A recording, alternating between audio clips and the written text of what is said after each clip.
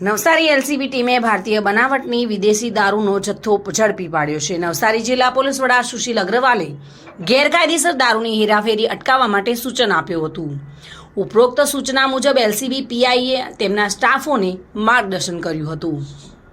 LCB police sub ઇન્સ્પેક્ટરની ટીમે national highway 48 પર watch ગોઠવી હતી અને તે દરમિયાન જ બાતમીને આધારે એક ટ્રકને ઝડપી પાડ્યું હતું અને તેમાં તપાસ કરતા 123 પુઠ્ઠાના બોક્સમાં ભારતીય બનાવટની વિદેશી દારૂ, વિસ્કી તથા વોડકાની નાની મોટી બોટલો મળીને કુલ નંગ 3240 જેટલી અને જેની કિંમત રૂપિયા 6,79,000 જેટલું પ્રોહિબિશન મુદ્દામાલ ગેરકાયદેસર વહન કરી જતા પકડી પાડી આરોપી રોહિત દેવી પૂજક અને બીજા આરોપી નાસી ગયો, જેને વોન્ટેડ જાહેર કર્યો હતો।